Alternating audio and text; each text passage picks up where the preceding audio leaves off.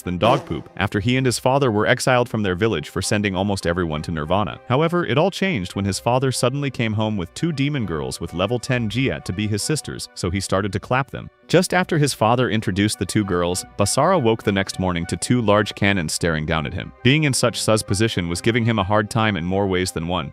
So he tried adjusting himself but accidentally pushed her over and fell on top of her heavenly pillows. However, Mio got pissed with the cultured idiot and knee-kicked his baby-making factory before walking out of the room. Later on that morning, Basara headed downstairs and found Maria making breakfast. He was shocked to see her in sus clothing and wondered if his stepsisters were on a mission to seduce him to death. Shortly afterward, they had a group photo. Even though Basara was quite reluctant, he had no option but to be involved in the family photo with the 2 psychotic chicks. Few minutes later, Basara and Mio dropped by the mall for some grocery shopping. And just as Basara went to get the bike, Mio was attacked by some delinquents who wanted to have fun with her. As they harassed her, Basara intervened and demanded they have fun with their hands instead, which infuriated the thugs. They immediately moved to smash, but he counters them by graffitiing their disgusting faces with pepper.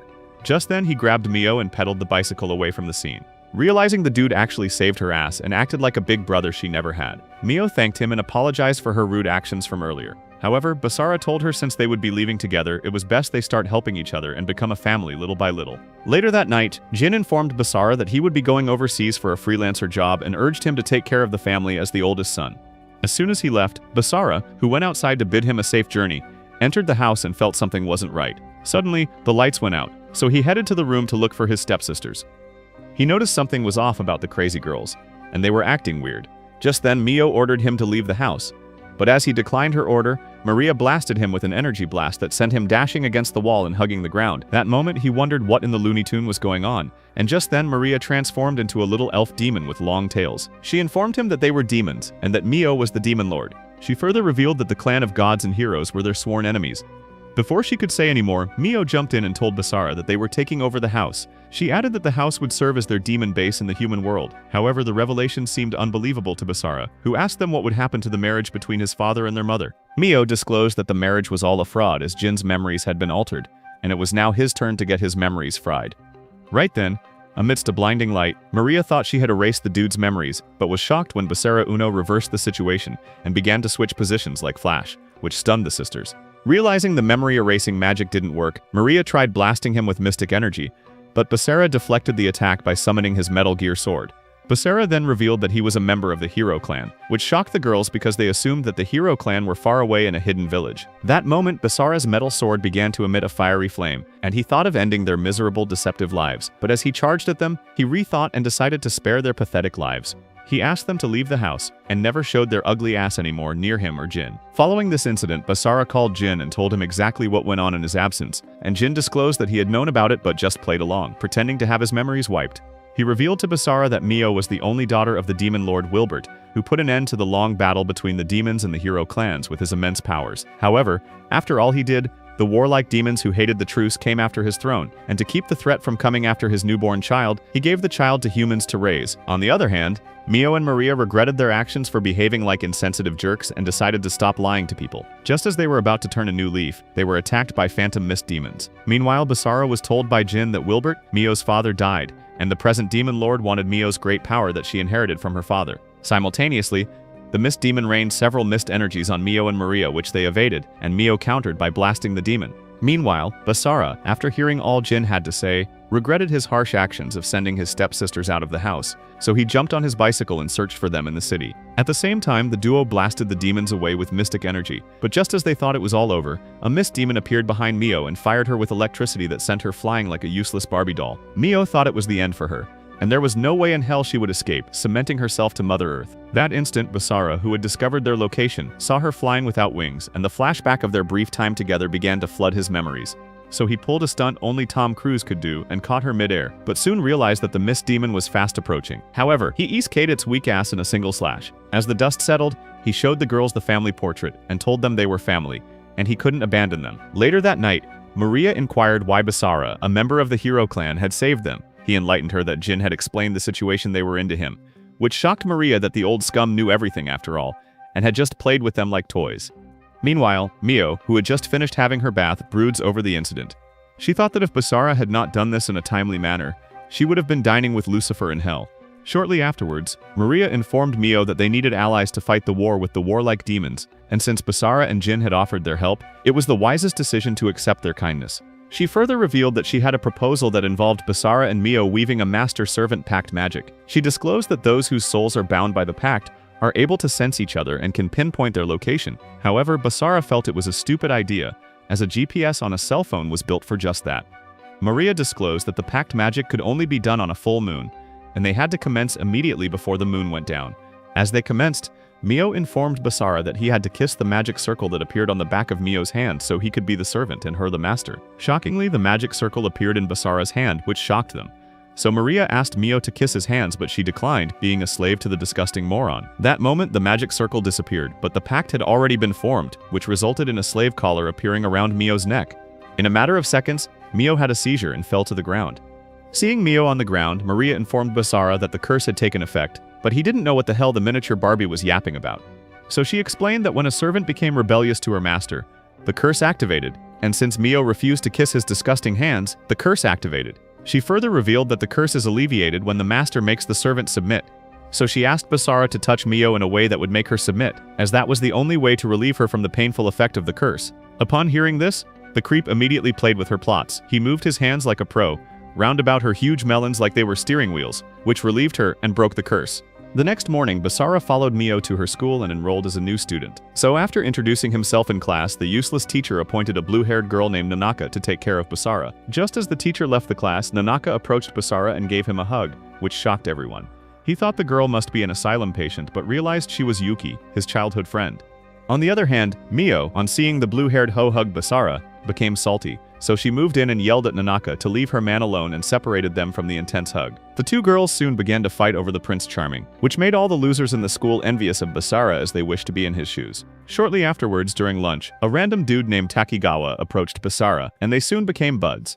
Basara opened up to him that the guys in the class were looking at him in a weird way, and Takigawa responded, telling him that he had made enemies of the entire school, not just in class, which stunned Basara. He further revealed that both Mio and Yuki were the school's Paris Hilton, and Basara was a top G to have both hot baddies trip over his riz. He added that the boys in the school hated Basara because they were envious of his aura and his chadly behavior. At the end of the school day, while Basara and Mio walked home, they were approached by Yuki, who demanded she talk with Basara alone in private, so they went to the nearest coffee shop to talk. And then she revealed to him that he had changed and was not the same simp she used to know. Yuki added that 5 years ago, when they were kids, she would hug him, and he would reciprocate and even go as far as squeezing her rice cakes, but now he was too much of a Chad to hug her back. Just then she delivered a shocker and warned him to stop associating with Mio. She further revealed that the hero clan in the village had sent her to observe Mio, but Basara informed her that he already knew all about Mio's story and that she was a demon. However, Yuki revealed that he alone cannot protect Mio and defeat the demons after her. Still, Basara responded, telling her that the demons were after the powers lurking inside Mio, and he didn't need to win, but just to fend them off. Just then, Yuki summoned her sword and slashed a demon behind Basara, and then informed him that if Mio's existence started causing danger to her surroundings, the village would mark her for elimination, and when that happened, she wouldn't be able to show mercy. Later that night, Basara explained the situation to his sisters to clear things up with Mio's jealousy of Yuki. Hearing all he had to say, Maria then suggested he strengthen his bond of trust with Mio, so she would stop suffering from jealousy. In order to strengthen the bond, she instructed they have a shower plot. As soon as they began getting cultured, the dude nearly had a heart attack from too much excitement, so he informed the thirsty girls that he was too hungry and didn't have the strength for this type of activity. The following day in school, Basara slept in class after hammering all night. However, he was jerked from slumberland by Takigawa, who informed him that the teacher wanted him and Yuki to visit the faculty office for the summer break assignment. Seeing Basara and Yuki spend time together made Mio extremely jealous, and she felt she couldn't trust Basara enough, so her slave collar began to glow, and she became dizzy and passed out. Basara grabbed her and rushed her to the infirmary. On getting to the infirmary, the hot nurse named Hasegawa informed Basara that Mio had anemia and needed a bit of rest. The weird nurse then informed Basara that he needed to build up quality allies and also consider who his allies and enemies were when he acted. Shortly afterwards, Basara, while getting a drink from the vending machine, was approached by Takigawa, who asked him if he had seen any monster lurking around, but Basara responded, telling him the only monster he had seen was him with his haunting face. However, the dude kept rambling on. Basara didn't have time for his useless talk and decided to ditch his ass. Suddenly, there was a complete blackout, and Basara noticed demons emerge from the hall. At the same time, in the infirmary, Mio wakes up to find Yuki, who demands that they talk. Simultaneously, Basara faced off with the demons, slashed them like cabbage with his sword, and immediately dashed to the infirmary to check on Mio. On getting to the infirmary, he didn't find her, so he decided to look for her and scan the entire school. Meanwhile, as Yuki and Mio talked on the rooftop, Yuki ordered her to leave Basara, but Mio declined, insisting they were a family and Basara had vowed to protect her. Hearing her words angered Yuki, who summoned her energy saber and then blasted her with mystic energy, which she parried. Just then, Mio launched a vortex at her, and the two began attacking each other.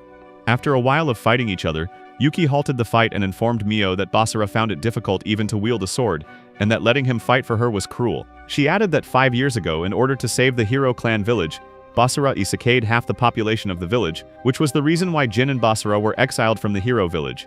Meanwhile, Basara, who was still searching for Mio, decided to use the Master Servant Pack GPS to locate her. So on getting the location, he dashed to the rooftop and found the girls charging at each other. He immediately scolded them for being morons and engaging in a pointless fight. Right then, Takagawa appeared above them, donning an evil mask, and revealed that he was the mastermind behind the demons who appeared in school. He further revealed to Mio that Basara had been fighting demons every night till dawn for her sake, and that's why the dude had been dozing off in class. That instant, Basara had heard enough, so he unleashed his energy saber and jumped high to annihilate the scrawny, ugly dude, but Takigawa slashed him before he could even get to him. Before Basara could regain his composure from the attack, Takigawa summoned a demon behind Mio. As the demon tried impaling her with his sword, Basara intercepted the attack and got impaled instead, splattering blood everywhere. Seeing Basara injured, Yuki became enraged and sliced the demon. She immediately charged at Takigawa and tried attacking him, but he evaded her attack.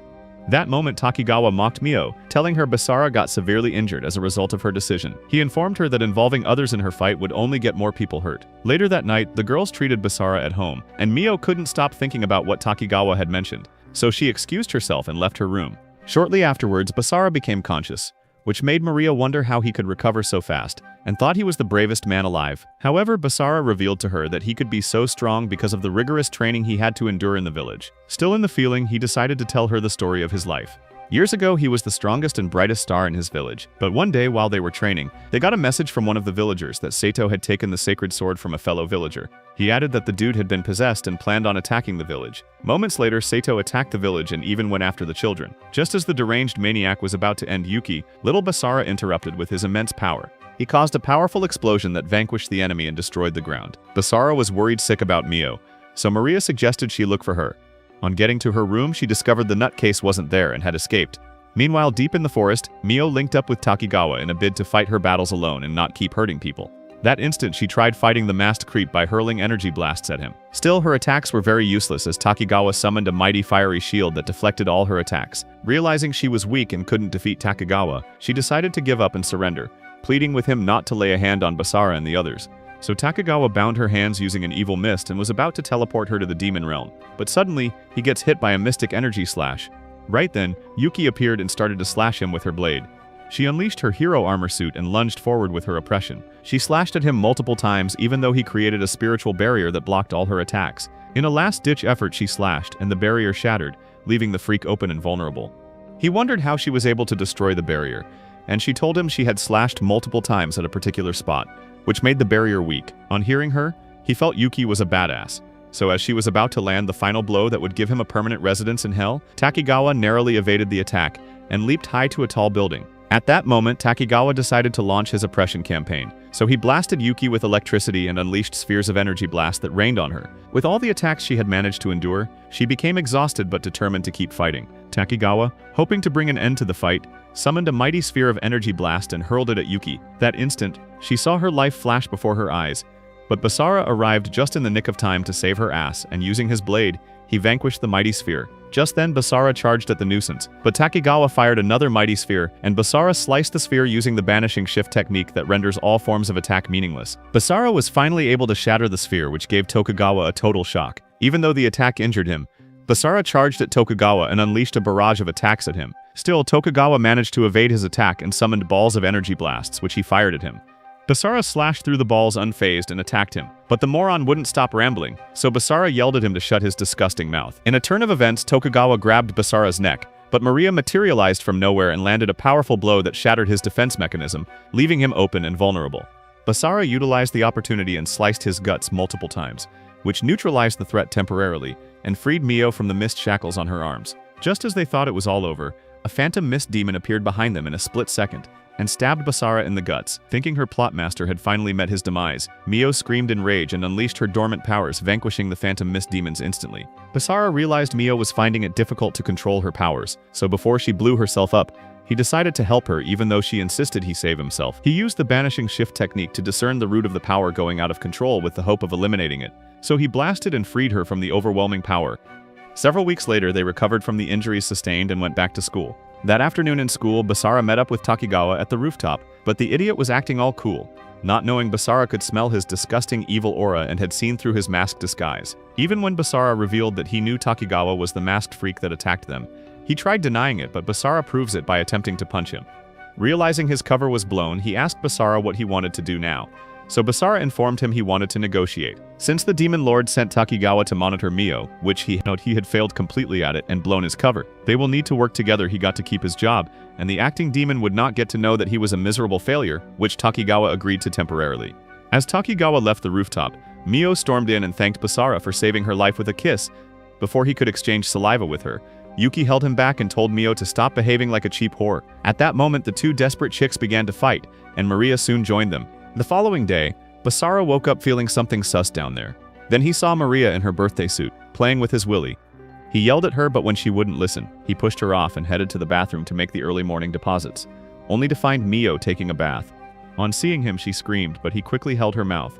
However, he suddenly tripped and fell with Mio on top of him in a two-directional sus position. Realizing the tension between them was uncontrollable, Basara suggested they only use the Master-Servant Pact when necessary, to which Mio agreed. However, she thought it best to electrocute his ass for dashing into the bathroom and invading her privacy. Shortly afterwards, Basara finally had a peaceful moment away from all the thirsty traps all over the house. Just then, he felt someone caressing his hair, and as he turned, he found harem member number 3 in the bathroom, ready to develop plot. However, Basara was tired of dishing out simp content, so he asked her to leave, but she refused and pulled down her plot armor, insisting the show must go on.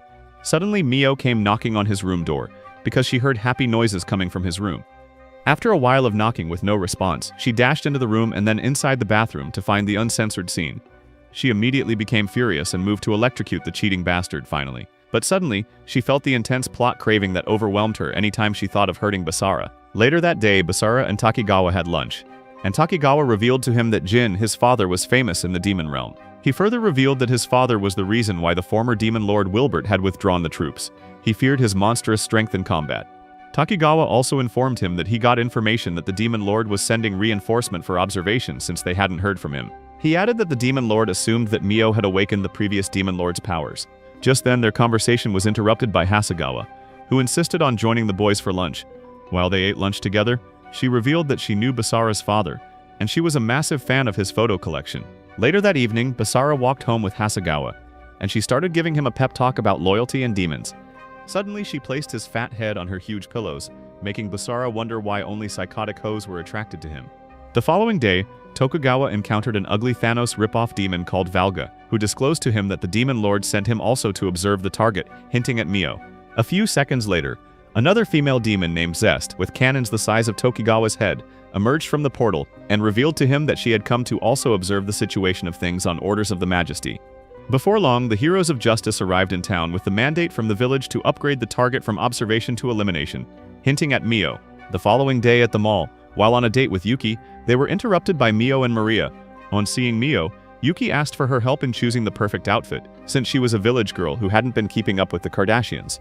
So Mio helped her select a few outfits which she loved.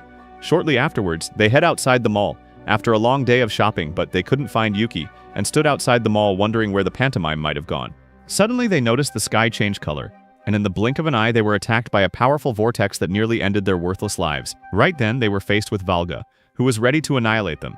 On seeing the uglier version of Thanos, Basara charged at him, but his attack was as useless as Maria's surfboard body. Valga threatened to break every bone in their bodies and started to overwhelm them. Just as he was ready to punch Basara out of existence, he was stabbed with an ice blade that turned him into a useless snowman, shattering him completely.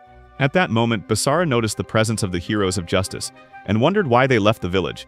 Shiba, one of the heroes, responded and revealed to him that they were sent on the order of the village.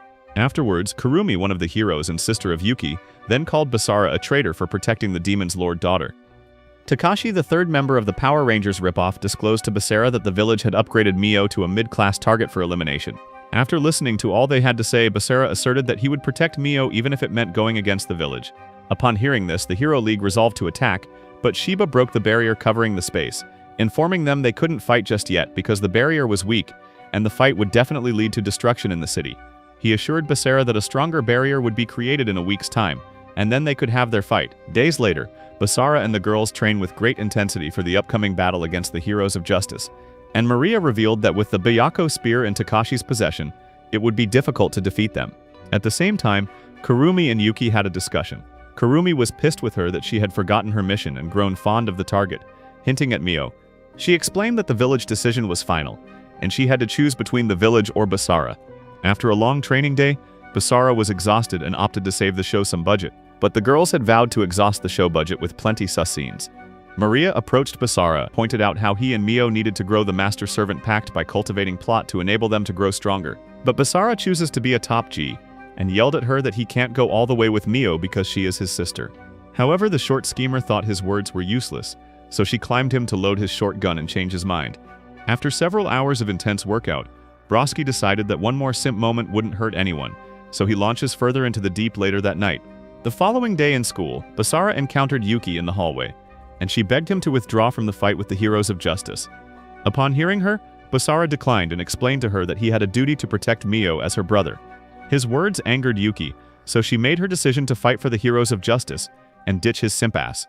Later that night, Basara and the girls arrived at the location of the battle and found Shiba and the Heroes team already present ready for the battle. At that moment, using the power of the Byakuo, Takashi cast a barrier to prevent interference. The fight commenced with both parties attacking each other. Basara fought against Kumuri, while Maria and Mio fought with Takashi. A few minutes into the fight, Maria and Mio lured Takashi to a secluded place, and Maria delivered a stunning kick that sent him flying. She didn't end there, she continued her onslaught, which Takashi evaded effortlessly. With a high jump, he attacked her with the Byakuo, but she managed to block the strike. Just then, Takahisa unleashed the power of the Byakuo that impacted Maria and sent her smashing to the roof. Seeing Maria being beaten like a useless thief, Mio cast a spell that burst the building drainage system and the whole place became flooded. Meanwhile, Basara continued to evade Kurumi's attack and tried landing an attack of his own, but she created a mighty shield, and upon impacting the shield, Basara was sent crashing to the wall of the building. That instant, Kurumi approached him and told him to fight his best as the village would never reconsider their move to exile him after he isekai'd half the population of the village years back. But before she could complete her statement, Basara used the power of the banishing shift and landed a strike that hit her. As Kurumi fell down the building from the impact of Basara's attack, Basara caught her in midair and prevented her from hugging the ground. Just then, Basara sighted Yuki, who drew her sword and charged at him, hitting him in the face with the hilt of her sword. While he lay on the ground, Yuki inserted a sleeping potion in his mouth to put him out of action. On the other hand, the sisters thought the flooded water would hold Takahisa for a while, but were shocked when a rippling effect drained the water out of the building, and Takahisa emerged. Takahisa, wielding the Byakuo, resolved to end the lives of the girls and unleash the power of the spear to rip them apart. Just as he thought the girls had been eliminated, he found the menace outside the building, fleeing. So he ran after them and continued to overwhelm them, until Yuki, who had switched allegiance back to Basara, came and defended the girls. Shortly afterwards, Mio found Basara unconscious in the arm of Kumuri, and Kumuri explained that Basara had been given a sleeping potion and had drifted to Slumberland. So Mio tried waking up the heavy sleeper, and just when she thought it was impossible, the dude was jerked back to the present. At the same time, Takahisa and Yuki continued to exchange attacks, and just when Takahisa overwhelmed her and ready to land the final strike that would send her to Nirvana, Basara appeared just in the nick of time to save her. The two dudes soon began fighting, with Basara attacking at sonic speed, which Takahisa parried with great effort. Just then, the Byakuo shield activated auto-defense due to the multiple attacks it had deflected. The shield exploded, sending Takahisa crashing to the ground and transforming into its true form, a giant white magical tiger. Realizing the tiger might explode and destroy the city, the team decided to attack and vaporize it. So Yuki attacked and brought down the tiger's shield, and using the banishing shift, Basara completely vaporized the Byakuo tiger. As the dust settled, Takahisa received a face-resetting slap from Mio for being an insensitive jerk, and for trying to eliminate his friends because of a stupid cause. Meanwhile, Shiba, who had been watching the fight outside the barrier, informed the Heroes squad that the mission had been temporarily withdrawn. Upon hearing this, the team stopped the fight and headed home, taking Yuki along. Several weeks later, Basara felt Yuki's absence from school, and Mio noticed how sad he had been since Yuki had left. The following day, Basara woke up, and as he headed to get breakfast, he found Yuki making breakfast, which stunned him. He wondered how she was able to leave the village and return, so she informed him that the elders of the village chose to pretend the recent events never happened. She further revealed that the elders of the village received a call from Jin that prompted them to call off the entire mission. Upon hearing that, Basara wondered what kind of deal Jin must have struck with the elders to have called off the mission. Few minutes later, Mio and Maria entered and found the pervs in a sus position, so Mio yelled at Yuki and asked her where she was in the house. Yuki informed her that she had received permission from the elders to start living with them, which gave the sisters a total shock.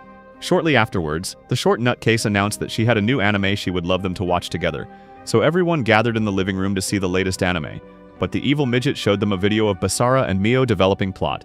Upon seeing the video, Mio became enraged and strangled her small neck, while Yuki felt Mio had been enjoying it for too long, and now it was her turn, so she decided to form a master-servant pact with Basara. Her decision made Maria excited as she would get to record more plot-filled videos, so she informed Yuki that she would help her form the pact on the next full moon, which was the next day. Later that day in school, Basara noticed Maria inside the school compound and concluded that the short, cultured girl definitely had an evil agenda, so he trailed her. He soon finds her sneaking into the class and asks her why she is in school, so she explains that she is worried about Mio's safety.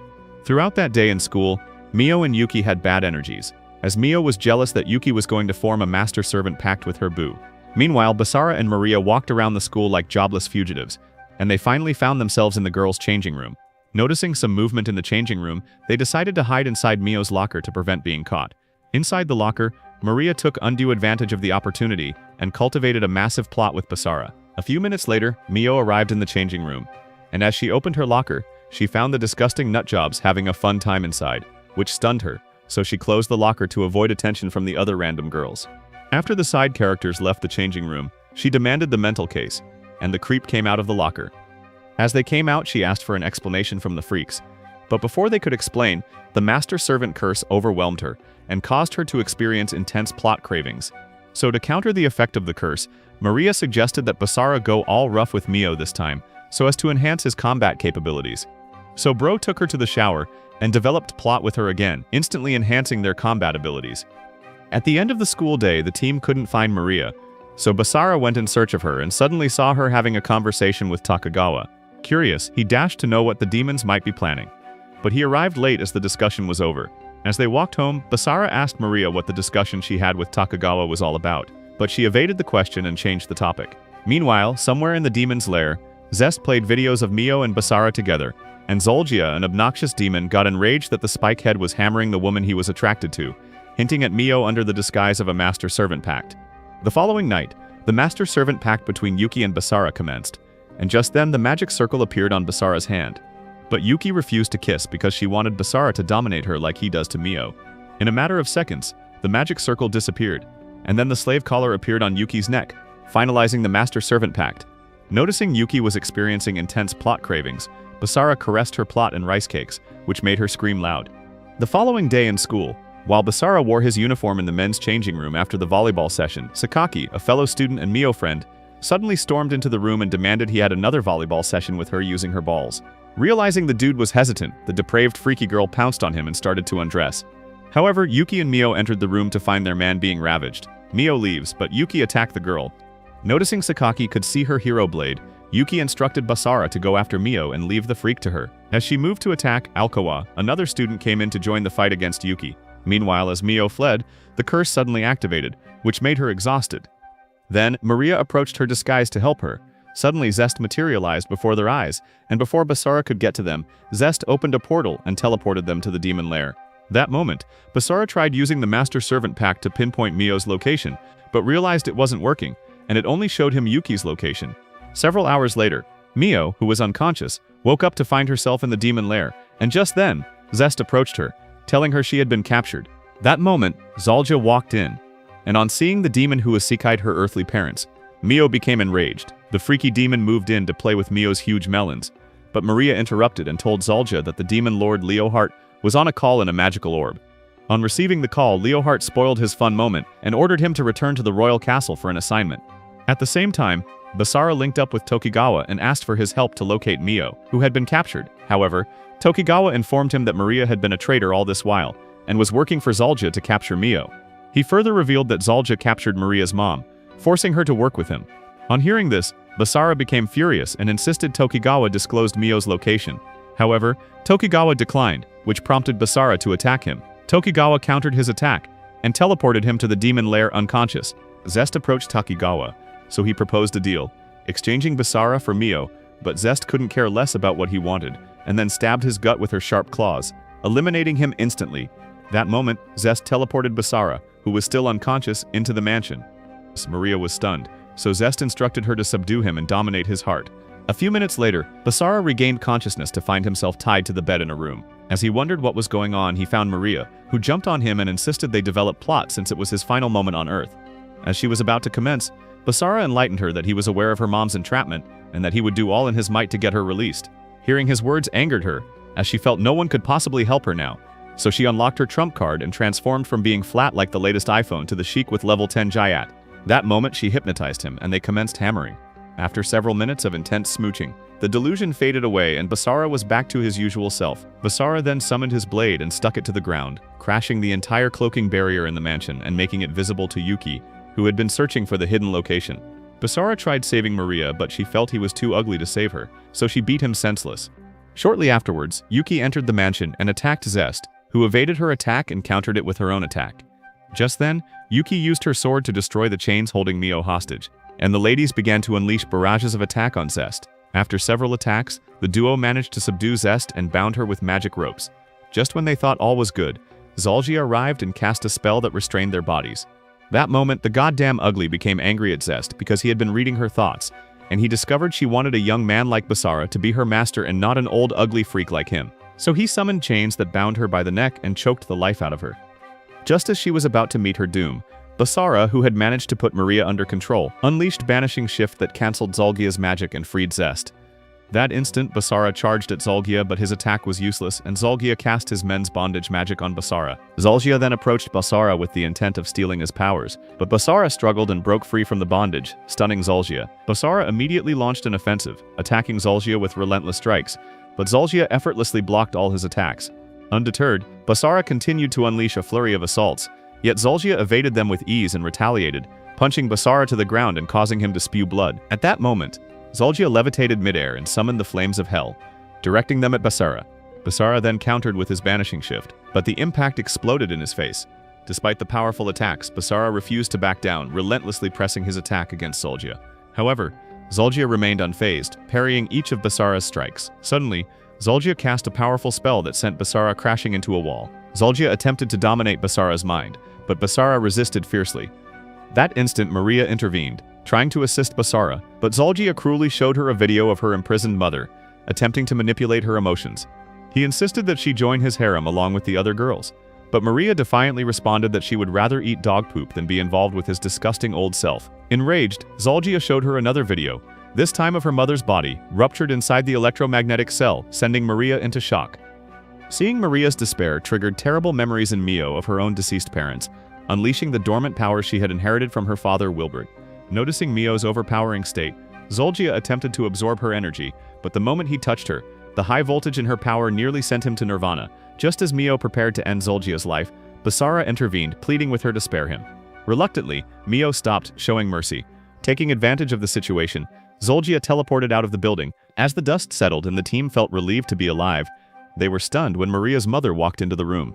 Meanwhile, outside the building, Zalgia encountered Takigawa, who was still alive and revealed that he had tricked Zest into believing she had eliminated him when she had only destroyed a dummy. Takigawa explained that he was the one who freed Maria's mother from the electromagnetic cell. When Zalgia demanded to know Takigawa's intentions, Takigawa revealed that since Zalgia had killed Mio's earthly parents, whom he also considered his own due to their care at the orphanage, his only desire was to kill Zalgia with his own hands. Inside the building, Zest informed the group that Zalgia's zero-particle reaction surrounding the mansion had vanished. Suddenly, the mansion transformed into the stomach of a living creature, shocking everyone. They were immediately attacked by various creeping animals, and realizing they needed to escape, Zest revealed that they had to destroy the core of the creature, which was located at the center of its body. Basara suggested that he go alone to destroy the core, but his loyal wives insisted on accompanying him despite the danger. Zest then led the way to the center, with Basara and his wives following closely behind, leaving Maria and her mother behind. As they moved inside the gut of the beast, they encountered several creatures that they sliced. Zest then cast a magic spell that opened the guts of the beast, paving the way for them to get to the core. They finally arrived at a creepy stairs which started to move, and suddenly transformed into a one-eyed creature and attacked them. Just then Yuki instructed them to go without her, so she could fend off the one-eyed creature. That moment, Zest mentioned that the core was below, so she burst open the way leading them to the center. Below the core, Mio found a statue of a naked lady and wondered why it looked so much like Zest. As she stared at it, the statue came to life and attacked her. On seeing Mio being attacked by the statue, Basara tried to defend her, and the statue attacked him as well. Just then, Zest cast a mighty spell that completely vanquished them. After that, the team moved further below, and they eventually found the core of the beast. That instant, Zest and Mio advanced to destroy the core, but the gut defense mechanism smacked them away. Realizing it would be difficult to destroy the core, Zest suggested she move further so the defense system would concentrate its attack on her alone, and Basara could finally destroy the core. On hearing her suggestion, Basara and Mio thought it was a very dangerous plan and tried stopping her from going. But she revealed to them that she wasn't human but just a magical organism created by Zalgia. However, Basara tried talking to her not to act foolishly, but she insisted on moving ahead with the plan, which made Basara regret making her the new hero. That moment, she attacked the guts, and as the defense mechanism attacked her, Basara leaped high and unleashed a banishing shift that utterly obliterated the core, destroying the beast in the process. Shortly afterwards, Zalgia was taken to a prison by Takagawa, who informed him that someone actually wanted to watch him die, and on seeing Basara enter, Zalgia was stunned. Just then, the old pathetic man started to beg for his worthless life, but Takagawa was tired of seeing his stomach-turning face, so he cast a spell that blasted his face amidst blood. Later that night, Basara arrived home to find the lady safe.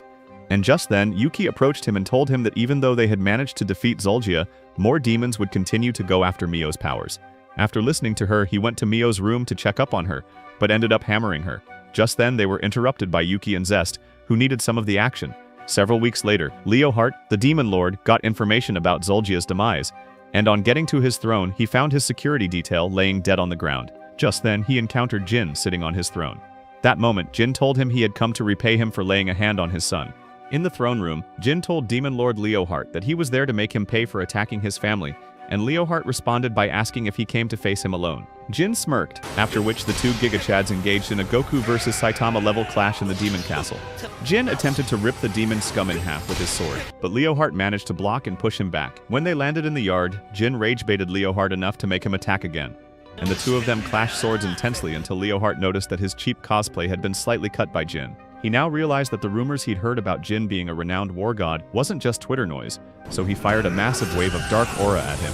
And although Jin managed to deflect it, the impact broke his sword in half. Jin threw away his broken sword, and Leohart tried to finish him off using a special devouring attack. But Jin countered using a rip-off of Akaza's blood demon art, which sent the attack right back at Leohart. The demon lord managed to parry the blast away, and the impact with the castle made all the other demon generals rush out to aid their king. However, Leohart told them to stand back because they'd be nothing but veggies on a chopping board to Jin, and Jin tried to attack again but stopped when he saw a falling girl, which saved as he escaped. As Basara, Mio, and Yuki made their way to school, Mio said she was surprised that Basara volunteered to join the executive committee, and when Yuki asked why he did that, Basara said he wanted to try living a normal school life. Some hours later, Basara and an executive committee member named Tachibana met up with Chisato in the school hallway, and she briefly checked on them before wishing them good luck in the upcoming sports festival. After she left, Basara felt a weird presence which made him jumpy, but when Tachibana asked what was wrong, he said it was nothing.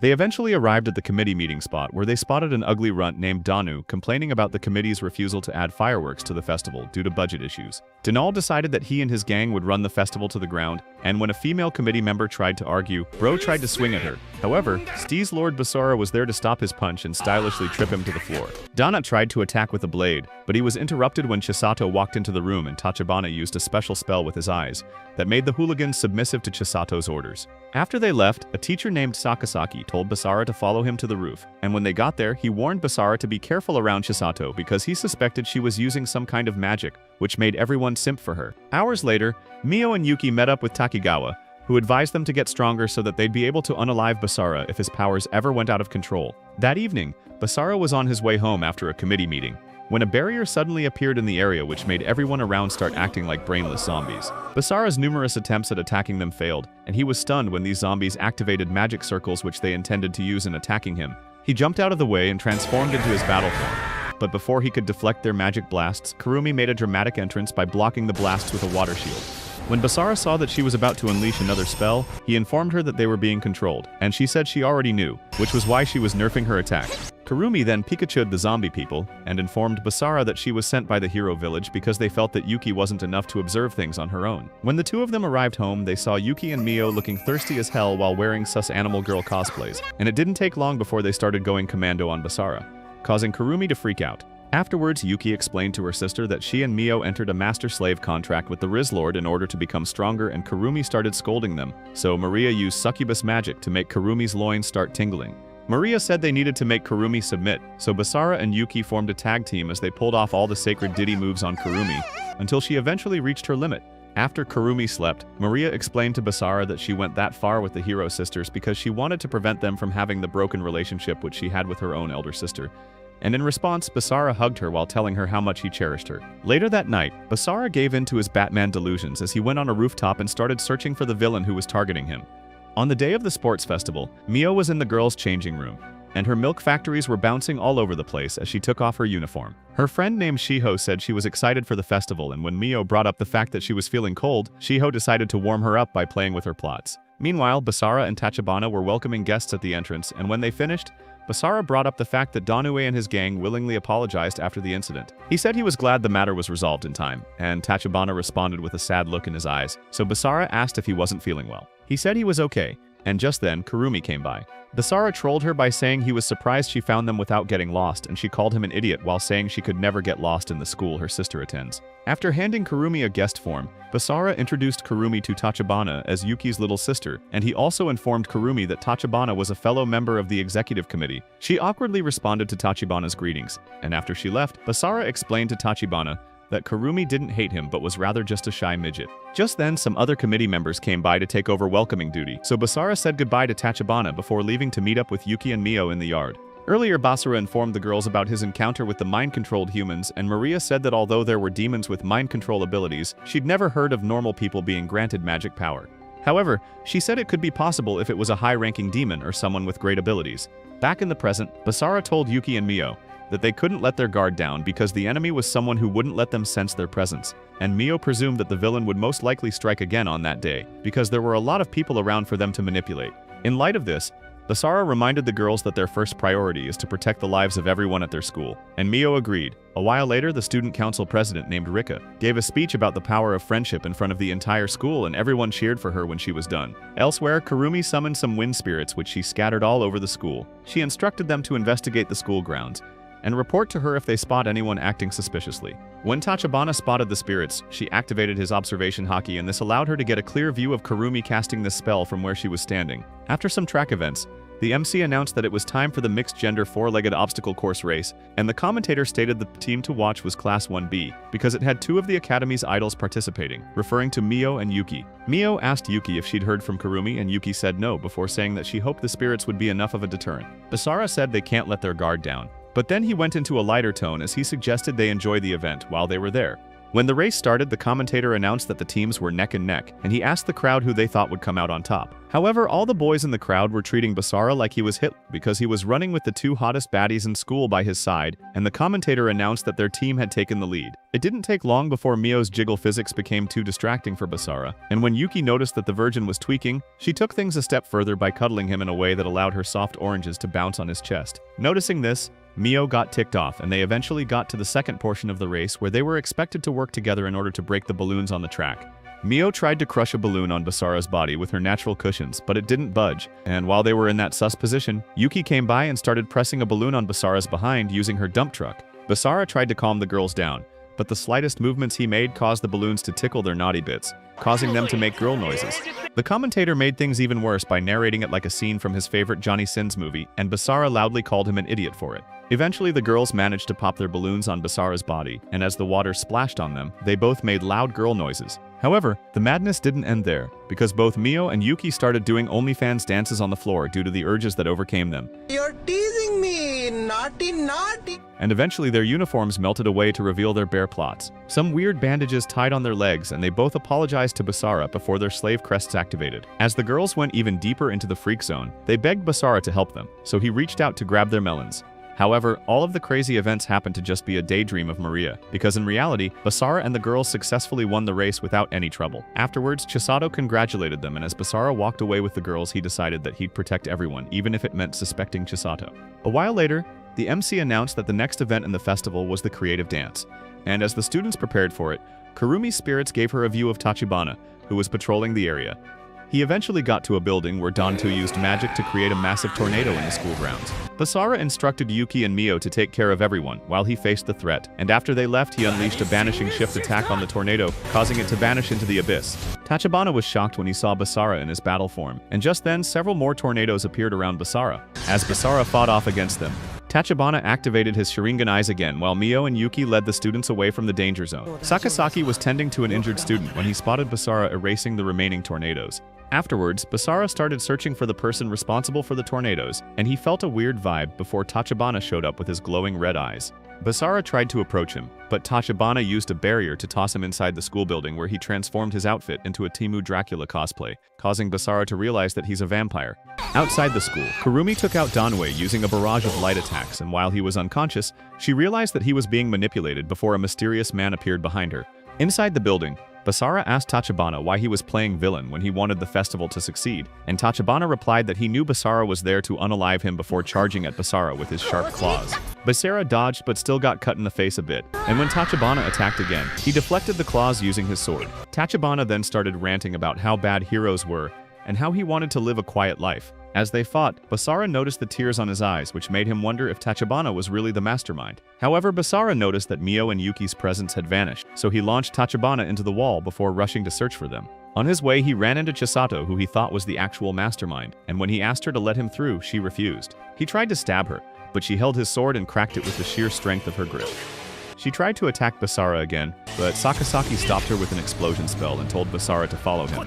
Basara ran with him to a room where Sakasaki revealed that he's a freelance exorcist who was sent by Jin to keep an eye on him while he's in the demon world. He then revealed that Chisato has power on par with SES-class demons and that she was controlling the students with magic as part of her plan to rule the academy from the shadows. However, Basara saw through his chicanery and attempted to slash him with his sword. Sakasaki dodged and tried to talk his way out of it, but Basara said he realized that Sakasaki was the enemy because Jin never warned them about Chisato. Heading this, Sakasaki dropped the act and propelled Basara into a wall before transforming into his battle form, which he referred to as a god. Basara tried to attack him, but he blocked his attack and Basara started giving a hero speech until Sakasaki brought Kurumi out of a portal and pointed his blade on his neck. Seeing this, Basara surrendered, and Sakasaki immediately seized the opportunity by cutting off his sword arm.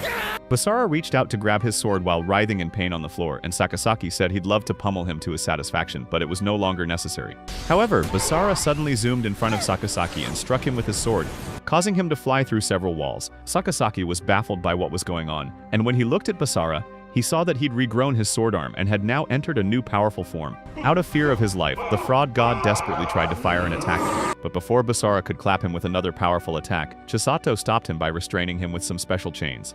Chisato then called Sakasaki by his real name Ornis, while saying that he was pathetic, and Ornis realized that Chisato was his master named Afleia. She explained that Basara's sword Brynhildr was once the greatest Valkyrie, which was used in hunting down many souls for the chief god, and claimed that Ornis was the one who recklessly unleashed that sealed power. She asked him if he was that desperate to unalive Basara, and he replied that he couldn't forgive someone who overreached his station and received her favor. He then went into simp mode as he said that her beauty was absolute and claimed that it was his duty to protect it. Chisato then asked if he had to unalive Basara like he did the real Sakasaki, and Ornis said there was nothing wrong with it because he believed that humans were the eternal servants of the gods. Chisato admitted that Sakasaki was a scumbag who forced girls at school to do play with him in sus ways, despite their fears, which was why she overlooked it when Ornis destroyed him, but she said she couldn't overlook what he'd done this time. Ornis then said he couldn't forgive people who sullied her, and he started insulting Basara again, so she shut him up by blasting him into a wall. She informed him that the blood of someone she cherished flows within Barasa, and said she'd never forgive anyone who soils the honor of her name, no matter who they might be. She then claimed that she'd do whatever it takes to protect Basara, because he's proof that she was alive, and Ornis got back on his feet while saying that she would follow him back to heaven. He then summoned his spear and claimed that she couldn't stop him because she'd sealed away most of her power as the price for coming to the human world, and threw his spear at Basara.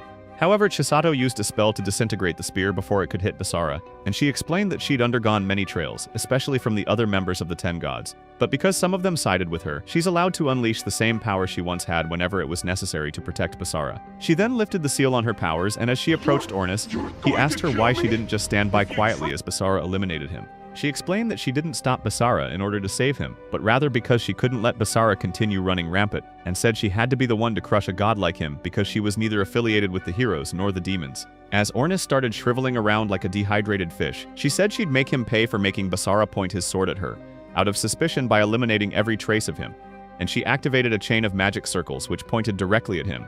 Bro tried to beg for his life by saying he was doing it for her sake, but she destroyed him with a massive spell and said his claims of hurting Basara for her sake was basically him begging her to unalive him. Afterwards, she told Brynhildr that she'd grant it the soul of the foolish one who tried to harm it, and then tapped the sword, causing a bright light to cover the room. In his consciousness, Basara was struggling on a hospital bed, while dreaming of how he wanted to save the girls, and Chisato said she was a bit jealous of how much he cared for them. As she removed her lab coat, she claimed she'd make things better, and then she started treating his abs like a popsicle. When Basara woke up, she asked him to pour everything into her before undoing his magic restraints with the snap of her finger. Hearing this, Basara immediately ripped her gear off, causing her to make lady noises. Her battle cries got even more intense as he started ravaging her from all angles, and after several more minutes of R-rated action, the chains holding Basara in the real world finally disappeared, causing him to fall into Chisato's arms, and she said she'd alter his memories so he'd forget about the entire ordeal with Ornis because it was too early for him to know about all that. However, she said she looked forward to being able to talk to him about everything that happened there that day, including her true identity and that of his mother, and she then shared a kiss with him. That evening, the students danced around the campfire while Tachibana explained to Basara that his clan were driven from their homeland long ago by heroes because some corny heroes caused some trouble, and blamed it on the vampires as part of their plan to have them eliminated. Tachibana said it was that reason he thought Basara wanted to unalive him, and then apologize for his actions. But Basara said there was nothing to apologize for before telling him that he'd never target him because he was no longer a hero. A while later, Basara was in that bath, thinking about his conversation with Tachibana, and he had a flashback of himself defeating Sakasaki, but he still had the feeling that someone protected him during that ordeal. Unfortunately, his bath time brainstorming was interrupted when his slave girls came in wearing sus clothes, and Maria explained that she made the girls crave his meat stick by telling them they didn't contribute much during the battle against Sakasaki. Basara then asked why Kurumi came with them, and Maria explained that it wouldn't be nice to leave her out of it, causing him to yell at her for planning yet another round of intense play without his consent. As he complained, the girls started begging him to make their fantasies become reality, so Bro promised to relieve them and got out of the bath to do so. Seeing this, Maria suggested using a sus item to please them, and they were interrupted when Maria's elder sister named Rukia showed up to confront her. Basara was confused, so Rukia explained that she'd come to convey the decision of their moderate faction, which was to have all of them come to the Demon Realm with her. In the Demon Realm, Demon Lord Leohart told his minions that they were sent to destroy the Moderator faction using a recently uncovered artifact, and although he thought the mission wasn't feasible, he had no choice but to accept because it was given to them by the council. He asked a tech bro demon named Luca how the analysis was going, and he said it would take a bit more time to reforge the artifact, since he was having difficulty undoing its previous control pact. Leohart told him to take a break, and Luca tried to refuse, but Leohart's minion named Gald informed him that he was the only magician Leohart trusts, causing him to get flustered until he passed out. When the other minion named Balfleer asked who would take charge of the mission, Gald decided to do so in order to move Leohart's plans forward. Balfleer then asked how they'd gaslight people into believing their plan was a just cause, and Lars made a surprise entrance by saying it wouldn't be a problem because the moderate faction had summoned Mio back to the Demon Realm since it would give him the chance to claim the powers she inherited from Wilbert. Leohart agreed with his idea, and Balfleer said he didn't fully trust Lars. Earlier, Rukia explained to the gang that they were being summoned by the leader of the moderate faction named Ramses, who was also the brother of Wilbert, and this made Mio feel concerned. A while later, Basara and the team promised Mio that they'd protect her, and when he asked Mio what she wanted to do, she said she'd go to the Demon Realm to resolve things even though she was scared. She felt guilty about dragging all of them to her mess again, so Basara comforted her by patting her head. Later that night, Rukia showed up from a dark portal, and everyone went inside as they made their way to the Demon World. Rukia led Basara and the girls through a dark portal dimension until they eventually arrived at the Demon Realm. Basara and the hero sisters were stunned because the Demon Realm looked like a kingdom from Harry Potter, and Rukia told them that they were at the Wildart Castle, which was the castle Wilbert was once the master of. She also informed them that Ramses was the present master of the castle, and Basara asked her to take them to Ramses. Inside the castle, Kurumi started ranting because the doofus who summoned them there wasn't even around, and Basara calmed her down by saying they had no choice but to wait till the next day since he left to attend to some business. Yuki realized that the room they reserved for them was as worn out as a retired hooker's equipment, which made it obvious that they weren't welcome in the Demon Realm. Just then, Zest came by in a maid outfit to serve them some tea and everyone was surprised, so she explained that she's currently serving as a maid at the castle. As she served them their meal, Kurumi secretly asked Yuki who Zest was, causing her to explain that she was the demon who used to serve Zul'jin. When Zest served Basara some cake, Bro got flustered when her milk jugs wobbled in front of him, and he told her he was glad to see that she was doing well. Mio also nonchalantly confessed that she was worried about Zest, and when she tried Zest's tea, she said it was delicious. Basara also said her snacks were delicious, and this made her blush, but Maria's mother Sheila suddenly appeared on Basara's lap, causing them to be surprised. Sheila explained that she could teleport around freely using a spatial tunnel, and she flexed that ability right in front of them by warping around the room, before saying that she was right to have Zest serve them. She reappeared on Basara's lap before explaining that Zest was her personal maid, which made things convenient for them. And when Basara thanked her, she said she was doing it as a way of making up for all the trouble she caused during the incident with Zul'jin. She then revealed that Zest put in lots of effort into their meal when she heard Basara was coming, and when Zest got embarrassed, they all laughed at her. As Sheila teased her, Basara saw Maria sneaking out of the room. A while later, Rakia told Maria that Ramses left her punishment for the Zul'jin incident up to her, and when she told her to get prepared, Maria put on her birthday suit.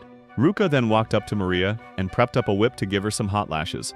But Basara arrived just in time to stop her. He asked Rukia to forgive her, and when Rukia asked what he was doing there, he apologized before confessing that he heard everything from Sheila. Rakia then reminded him of the fact that acting on his own while he was at the castle could have some serious consequences, and Maria immediately started begging on Basara's behalf, but he interrupted her by saying he wanted to protect his precious little sister. He said the family had already forgiven Maria for betraying them during the Zul'jin incident because she didn't do it of her own free will, and these words made Maria happy. Ruka said she understood his sentiments, but then claimed that their forgiveness would make Maria suffer from even more guilt, before saying that Maria needed to receive her punishment. She then offered him a chance to administer the punishment in her stead, and Basara agreed. He then started spanking her, and Rukia used a bit of succubus magic to make Maria get into the freak mode. When Basara hit her rear a second time, she made a loud battle cry, and as he continued to punish her, she felt even more pleased, until he delivered a mega slap that made her feel like she was ascending to Valhalla. Afterwards, she started kissing him intensely, and when Basara raised his hand to spank her again, Rukia rushed in to save her, but he ended up just petting her while telling her she did a good job for hanging on. Just then, Kurumi, who was eavesdropping on them, lost her balance and fell into the room. She explained that she only came there because she was worried about them, but Rukia then used her succubus powers to awaken her inner sus demon. With the snap of her finger, Rukia made the door close and all of Kurumi's uniform disappear, and she said she was free to do what she wished with those who behaved suspiciously in her private room. As she attempted to rip off Kurumi's plot armors, Basara told her that Kurumi was Maria's precious friend, so she decided that Basara should be the one to administer punishment to her, the same way he did for Maria. Meanwhile, the rest of the girls were still at the coffee table worrying about Maria when they heard a knock on the door. Basara started going to town on Kurumi's plots, causing her to lose her mind, and he eventually started kissing her as well. She begged him to do even wilder things to her, so Basara started treating her armpits like a lollipop, and this made her reach her limit. As Rukia walked out, she felt bothered by the fact that Maria had now made friends. When Basara returned to the living room, he assured the girls that Maria and Kurumi were okay, but then he saw a weird-looking man at the table which Rukia identified as Klaus. He pointed out that Basara was the son of Jin while introducing himself to him, and Rukia revealed that Klaus used to serve as Wilbert's strategist. Klaus then offered to take them to a better room than the garbage they were in, but Ruka reminded him that the room was prepared in accordance to Ramses' orders. Klaus said he'd explain his decision to Ramses, and made Rukia back off by giving her a threatening stare. As he walked with the gang, he explained that the conflict between the Moderator faction and the new Demon Lord Leohart faction was growing fiercer. He said that even though Ramses had taken over the Moderate faction, he and many others were still more loyal to their late king, and they eventually got to a spot where Mio saw a picture of her dad along with a crowd of demons who were praising her. As Mio moved to get a clearer view of them, the crowd got even more intense with their hype, and Klaus explained that it was as though Wilbert had returned, causing Basara to realize that this was Ramses' plan all along. A while later, a perky demon named Noelle introduced them to a place in the center of the city which was named Arter Bell Plaza, and Yuki told her to stop being loud because it would make them stand out despite the goofy disguise they were wearing. Noelle then said she was excited to show them around since Klaus put them all in her care. As they walked through the city together, Mio pointed out that the demon realm was very similar to the human realm, but Yuki said it was very different, and informed her that the place was filled with a substance called demon particles. Mio was confused, so Yuki gave her a visual display using magic and then explained that the power of heroes halved in that world. Basara asked Yuki if it was bothering her, but she said she was okay because she'd trained very well. Soon they arrived at a diner where they ate some snacks together, and Zest suddenly decided to wait outside. She walked through the streets, thinking of how her existence as a former minion of Zul'jin would only cause Basara trouble, and she got to a point where some guards started bullying her. Just then, a flower carriage crashed into a wall nearby, causing a smoke screen which allowed Basara to escape with Zest. They ran through the street until they got to a point where Zest injured her leg, and Basara had to carry her on his back. As they moved along, Basara told Zest to value herself more because she was a girl, and they eventually caught up to the others. That evening, they saw Ramses returning to the capital, and Klaus informed Basara that Ramses was intending to extract the demon lord Wilbert's power from Mio. Hearing this, Basara realized that Mio could live as a normal girl if he succeeds, but then Klaus pointed out that Ramses was an evil scumbag, who would probably pose a threat to Mio's life. That evening, Kurumi was staring at a darkness element, which was given to her by Rukia in order to protect Maria using its powers. Elsewhere, Noelle told Mio about how she and Lars grew up in the same orphanage, and said she can't stop worrying about him because of how stubborn he is. Meanwhile, Basara met up with Ramses on the balcony and asked to talk to him. Basara told Ramses that he heard from Klaus that he intends to extract Wilbert's power from Mio and cause her harm in the process. He said Mio was a normal girl and got into a loud tone as he asked Ramses what he thought Mio was. In response, Ramses said it doesn't matter what happens to Mio in service to the people, adding that it was her fate for being born as the daughter of the Demon King's daughter. He then brought up the fact that Basara had formed a master-servant pact with her and said a foolish girl who drowns herself in pleasure was unfit to rule the kingdom. This ticked Basara off so much that he attempted to pull his sword, but Rukia stopped him by pointing her blade at his neck while telling him to stand out.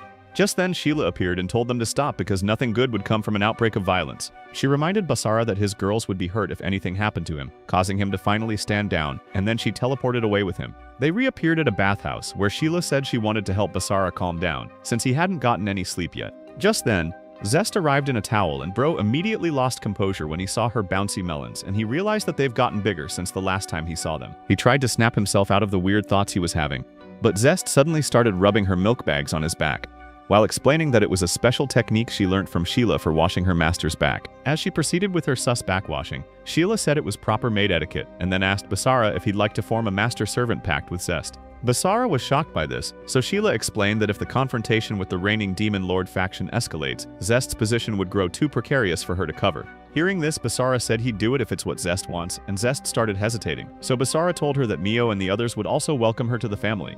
He then asked Zest to let him protect her, and she was immediately overwhelmed with emotion. But she said no because she didn't just want to get protected by Basara but also wanted to protect him herself. She then asked Basara to make her his maid, and she completed the master-servant pact by kissing the crest on his hand. Afterwards, Basara slept on Zest's lap, and Sheila asked Zest if she was still anxious about serving Basara. In response, Zest said Basara had chosen her to be his maid, and a tear dropped from her eye. Later that evening, the gang watched from afar as Mio went to drop some flowers on her late daddy's grave, and the wind ruined her emotional moment by blowing away the flowers. When Mio woke up the next morning, she stared out the window, and suddenly she and the other girls heard a loud noise coming from outside. Basara rushed to the balcony where he saw that the colossal titan had broken into the city, and he immediately rushed off to face them. Gald, who was riding the monster, announced that he was there on behalf of Lord Leohart, and he commanded the people of the city to hand Mio over at once before making the monster fire a massive laser beam right beside the castle. His companion Nebra said he was going easy on them, because unaliving everyone in the city would make everything end much sooner, and Gald said he didn't care about Nebra's opinion because he was only an observer in that operation. Nebra reminded him that the elders were looking forward to the actions he takes as a high-ranking war hero, and Gald commanded his titan to start marching on the city. The girl saw the monster through a screen, so the hero sisters immediately got into battle form, and as they prepared to go face it, Mio asked to join them. However, Noelle said she shouldn't go, and Klaus suddenly appeared on screen before telling them to make sure Mio doesn't take a step out of that room. Mio tried to argue, so he explained to her that they couldn't allow her to fall into the enemy's trap, before pointing out that it was a complicated political issue. Yuki then told Mio to stay behind and pointed out that Basara would say the same thing if he were there, after which she flew into battle. Meanwhile, some mages were blasting the Titan with magic blasts, but their attacks had no effect on the monster, and they barely managed to escape when the Titan tried to stomp them. Just then, Zest appeared with a large golem, and Gald felt disappointed that he'd be fighting a lowly maid. However, Basara charged at him and he managed to block Basara's attack, before jumping down from the monster to face him. Gald got excited because he knew he was facing Jin's son, and Basara took a stance while boldly claiming that he wouldn't let him destroy the city any further. Meanwhile, Zest's golem started wrestling with the Titan, and Yuki proved to be a proper attack on Titan fan as she sliced the second giant in the back of its neck. Kurumi then made some fire spirits explode on its body, but that wasn't still enough to take down the monster, so Maria delivered about 50 different kicks all over the monster's body. However, the beast simply shrugged her off, and Rukia managed to save her from the fall. When the monster blasted its laser beam again, Rukia blocked it with a magic shield, and Mio watched from the screen with a concerned look on her face. At the same time, Basara tried attacking Gald, but he blocked the attacks with his bare hands before delivering a shoulder tackle that sent Basara flying into the roof of another building. Gald then started rage-baiting Basara until he got back up and charged at him again. The demon generals fired a magic blast at Basara, but the Steez boy detected it, and Gald decided that playtime was over, so he transformed into his demonic form before sending a flaming dragon to attack Basara. The dragon wrapped Basara up and began barbecuing him with the heat from its body, causing the girls who watched behind the screen to scream his name out of fear for his life. Before Noelle could realize it, Mio ran out of the room to save her hubby, and she had a flashback of a time when Basara hugged her from behind, while promising to always fight by her side no matter where they went.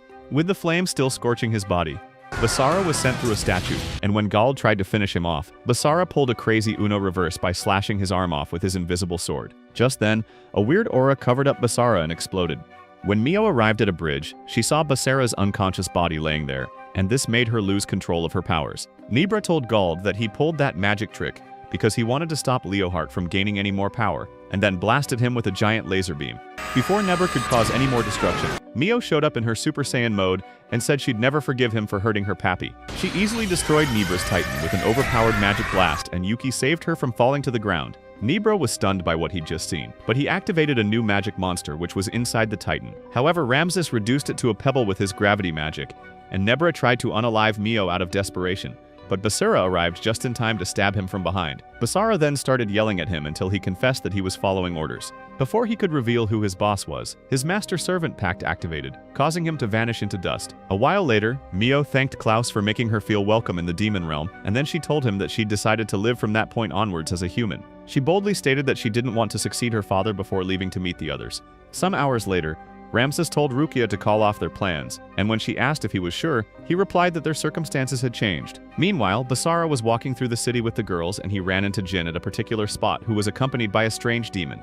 Elsewhere, Leohart asked a hospitalized Gald what he meant by dimensional fluctuation, and Gald explained that the technique Basara used during their fight allowed him to direct the dimensional fluctuation that occurred when he summoned Brynhild. He said it's a supersonic slash that cuts like a whirlwind, and grabbed onto what was left of his right arm as he admitted that the attack took him by surprise. Gald started apologizing for his incompetence, and when he started coughing, Leohart tucked him in and told him to get some rest so that his wounds would heal. As Leohart moved up his magic elevator, he started feeling depressed over all of the events that happened during Gald's attempt at taking over Mio, and when he arrived at the upper floor, his elder sister Lila started pestering him with questions about what was bothering him. Bro tried to walk away nonchalantly, but she reminded him that she could see through anything, and then suggested they do their usual Alabama dance later that night. As Leohart took his bath, Layla came by and started rubbing her melons on his back while telling him what a great demon lord he was.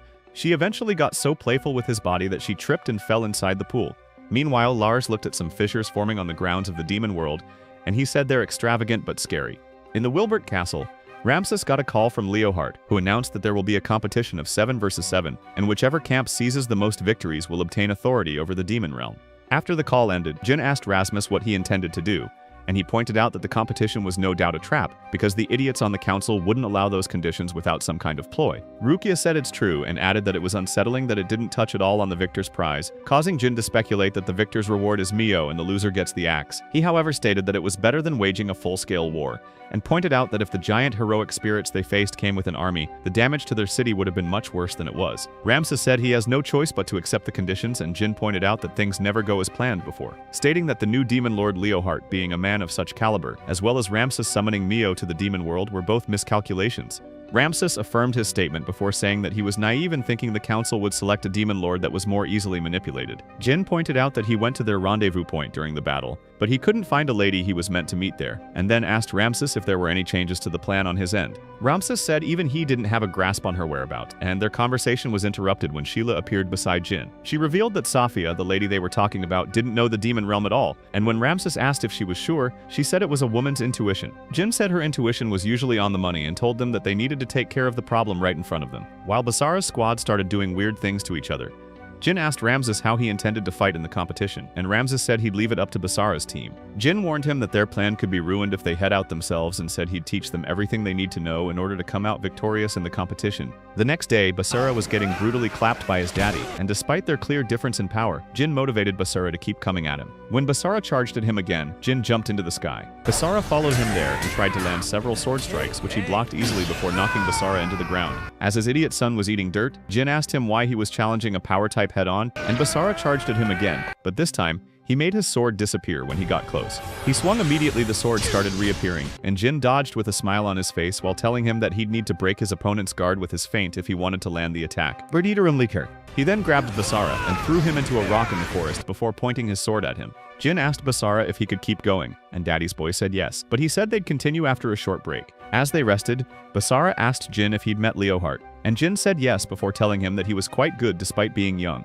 Basara asked if he thought he could beat him, and Jin said if he faced Leohart head-on, he might find him stronger than Daddy. Hearing this, Basara was shocked that Jin couldn't beat Leohart, and he started to worry that he might get dog-walked by the young demon lord, but Jin said he had a chance to win depending on how he goes about the upcoming battle. Jin then told him that he lacked basic understanding of what his greatest strength is and said they didn't have enough time for him to properly teach him before asking to resume their duel. When Basara got up, Jin activated a barrier and approached Basara with his aura overflowing, causing the idiot hero to immediately summon his sword out of fear. Jin said there would be no more holding back from that moment, and his aura started spiraling in a manner that was more dramatic than Goku's Ultra Instinct transformation. Basara was frozen in shock and Jin fired a sword blast directly at him. Meanwhile, Mio was failing miserably at doing push-ups thanks to the heavy magic orb placed on her back, while Maria, who was training her under the same conditions, performed it easily. Meanwhile, Yuki was carrying Kurumi on her back in a weird but painful way, while Zest made her melons bounce as she did squats until Sheila said it was enough for the meantime. Sheila gave them some magic water to replenish their energy, and as they drank it, she explained that strengthening their basic physical abilities was the fundamental way of raising their combat skills. Mio said it wasn't enough for her because she needed to master the Demon Lord's power so that she wouldn't be a burden to Basara anymore, and Sheila told her she couldn't do that overnight. Mio started comparing herself to Ramses, so Sheila advised her to hone her own strengths before worrying about controlling the Demon Lord's power. Sheila then activated the slave crests on all 3 servant girls, causing them to lose control, and she fed them a special pill which helped calm them down. They were surprised, so what explained that she created a pill to suppress their curse activation before warning them that it would become more difficult to ascertain Basara's position as they got more loyal to him. Just then, they heard a loud bang followed by a large glowing light coming from the Uldra forest nearby, so Kurumi teleported them there. When they arrived, Jin handed his unconscious son to them to heal him, and Yuki noticed that there was a massive hole in the ground due to their fight. Basara woke up several hours later in a hospital bed, and he told Jin that during their fight, he unleashed a powerful move due to his determination to protect the girls, causing Jin to explain that it was the same move he used during the attack on the village several years ago. Hearing this, Basara started tweaking, so Jin calmed him down before explaining to Basara that he had 3 limiters on his powers, which included his hatred for his sword due to the Hero Village incident. Jin said he'd need to release 1 or 2 of his limiters in order to match Leohart, and Basara started to worry. So Jin told him he didn't have to beat Leohart during their fight. When Basara asked what he meant, he pointed out that the moderate faction would look to make Mio the reigning demon lord if Leohart loses before telling him that they'd settle things in a unique way, which he'd make sure would work out. Later that evening, Basara was so worried about his powers that he blasted a banishing shift attack into the sky, and this made Yuki worry for him. The next day, Basara and the girls said their goodbyes, as they made their way to the battlegrounds for the competition. Sometime later, Basara and the girls stood before Leohart in his throne room, and as they introduced themselves to each other, a weird masked demon named Lord Belphegor walked into the room. Balfleer asked Belphegor what he was doing there, and Belphegor started yapping about how it was his duty to discipline women because he inherited Zulgia's playground after his passing. Hearing this, Zest started shivering, so Mio calmed her down by holding her hand, and Belphegor said that as an elite member of the council, he's positive that he'd live up to the expectations of Leohart. The Demon King then asked him to give his best efforts, and he agreed before staring at Mio and Basara in a threatening way. As they walked down the stairs, Basara realized that the current Demon Lord and the council weren't getting along very well, and he eventually met up with Lars by the hallway, who asked him to go easy on them during the battle. Soon they arrived at their room, and Kurumi sent out some spirits to ensure that there were no boogeymen hiding in the area. After the check, she said she was surprised that there were no traps laid out for them, and Basara pointed out that they were trying to prove that they didn't need any tricks in order to beat them during the tournament. Basara then remembered Jin telling him about how he needed to release 2 limiters in order to match Leohart, and Mio started getting worried for him, so Zest asked her what was wrong. Mio said it was nothing, and Maria broke the tension by saying they needed to do what they could at the moment instead of just being nervous about the upcoming battle. Hearing this, Mio grabbed Basara's hand and asked him to begin his master duties. Yuki also expressed her desire to grow stronger, and Maria instructed him to make everyone submit even more, so he told all the ladies to take off their armor. They all complied with his request, and he stared intensely at their loosely covered figures, causing Mio to feel embarrassed. He then asked them to go with him, and Maria asked the maid ladies outside for a special request. Meanwhile, Belphegor was playing around with the milk factories of a demon baddie while talking about how fun the tournament was going to be. When the demon girl reached her limit, he ordered his guard to bring him another girl, so the guard used magic to disintegrate all of the girls he'd previously toyed with. As they vanished, Belphegor expressed his desire to get a taste of Mio's body. At the same time, Zest fed Mio a strange substance while she was in the mood, and Maria asked her to give Basara some, and the 4 other girls interrupted by asking Basara to make their floodgates rain, so he proved to be a Mega Chad once again by making all 5 of them reach their limits at the same time. The next day, Ramses entered the tournament grounds in a carriage along with Rukia and Noel, and Leohart was pleased because all the actors had now arrived. Meanwhile, the girls were still in bed, and Mio saw Basara leave the room alone, which made her worried about him. In a demon bar somewhere, Takigawa was on his phone when Basara arrived in a hood disguise, and he asked Basara why he suddenly asked to meet him alone. Basara apologized, but Takigawa went on to say that two enemies having a secret meeting right before their tournament makes for a good scandal. Just then, a demon scum in the area mentioned the fact that Gald was defeated, and his friend presumed that there would be a huge war soon. Takigawa asked Basara what he wanted to talk about, and told him that if wanted to rig the match, the price was high, but he'd make do with his head out of consideration for a classmate. Basara then asked if he was serious, and Takigawa replied that he was always serious. The mid-hero then said he wanted to ask a favor of him, and when Takigawa asked what it was, he said he needed to get some perfume from him. Takigawa was surprised, and as Basara elaborated, some demons in the bar started ranting about how they desperately wanted to unalive some humans. Meanwhile, Yuki was wandering alone at night when she saw Mio suddenly turn into dust. And before she knew it, the rest of the girls also disintegrated right in front of her. She got on her knees out of fear and felt even more terror when Basara pointed his blade at her. Basara then fired a massive sword blast at her, and this made Yuki wake up from that nightmare. She started having a panic attack while calling Basara's name, and Kurumi, who lay beside her, started worrying for her. Elsewhere, Takigawa, now dressed up as Lars, bought some perfume from a merchant, and when he got outside, he wondered what Basara was planning. At the same time, Mio saw Basara staring intensely at his phone, and she got worried, so she approached him and asked if he was contacting Jin. Basara said yes and told her they needed to get some sleep because the tournament was coming up. As he tried to walk away, Mio hugged him from behind and told him not to do anything reckless, causing him to smile. He held her hand, causing her to loosen her grip, and then looked at her, while telling her to believe in him no matter what. Hearing this, Mio kissed him and then held on to him, while he patted her on the head. She then called him Oni-chan, while telling him to make her submit even further, and the two of them went into the shower together. There she told him that her milk factories got that big because of him, and as he played around with her goods, she told him she was glad she met him. He asked why she was saying this all of a sudden, and in response, she simply smiled at him with tears in her eyes. Outside the bathroom, Basara's phone buzzed as he received a new message from Takigawa. The next day, Leohart entered the arena, and all the demons in the stand started praising him. He asked Balfleer why he turned the tournament into a spectacle, and the four-eyed demon explained that he gathered the spectators so that Leohart could demonstrate his victory to the people. They saw Mio standing across from them, and Leohart realized that she was the opposing team's representative. Mio then boldly claimed that she wouldn't be fighting as the former Demon King's daughter, but rather as herself. Mio and Leohart said it didn't matter, because the results would still be the same. Just then, the Jiggly Cat Girl MC announced that the battle was about to begin, and she explained that the way to win was to either unalive or incapacitate your opponent. She also said that losers will get axed while the winner would obtain Mio, and Noel, who was watching with Ramses and Rukia on television, was shocked to hear this. Leohart got a call from a council member who informed him that Belphegor was still yet to arrive because he was still having some nightly fun with the ladies, and Belfleer pointed out that even Basara hadn't arrived yet. Balfleer asked Leohart if it was the council that was springing something up, and he replied that it was part of war as he walked away. The MC got everyone even more hyped before announcing that the first battle would be between Luca and Mio. Luca then summoned a massive heroic spirit and told Maria that he couldn't afford to lose when he's fighting in Gald's stead. When the battle began, the heroic spirit fired a blast at Mio, but she blocked and blasted away a piece of its shoulder. However, the heroic spirit regenerated, causing everyone to be shocked and sent Mio flying with a blast.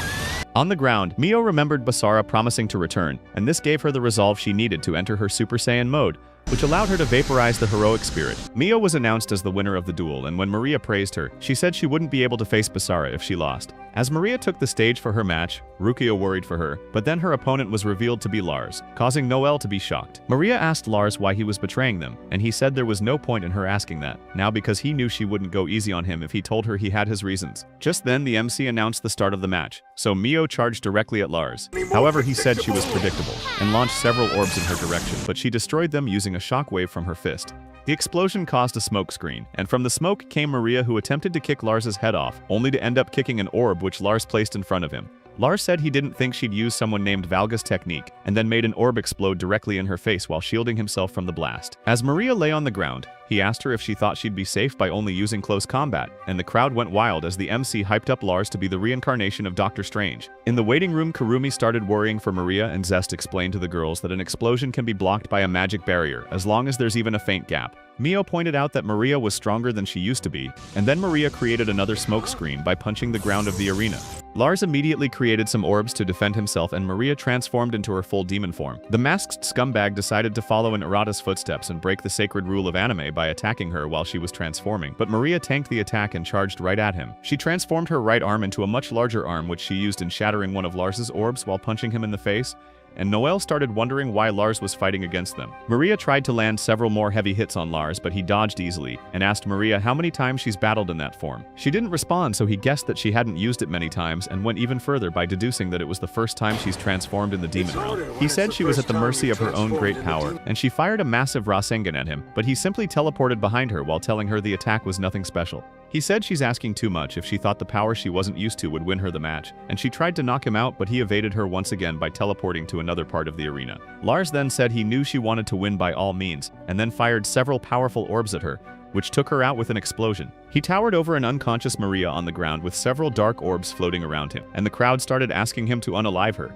Seeing this, Noelle got scared, but Lars yelled at the crowd to shut up while throwing an orb at the barrier to intimidate them. He loudly proclaimed that he only unalived people whenever he chooses to, and told them to shut up one more time before walking away from the arena. The MC announced Lars to be the winner, and said the teams were now tied 1-1. Meanwhile, Rukia asked Ramses to excuse her while she went to check on her sister, and as she left, Noelle smiled because she realized that Lars hadn't changed. In the waiting room, Mio told the rest of the girls that she was heading out to check on Maria, and Rukia carried Maria's unconscious body through the hallway. Yuki started shivering as she worried for Basara, and Kurumi asked Zest to get them some drinks while signaling her that she only needed some alone time with her sister. Yuki told Kurumi to hurry since she was next to fight, and Kurumi stood up to leave before telling Yuki that Mio wasn't the only one who gets to decide what she wants.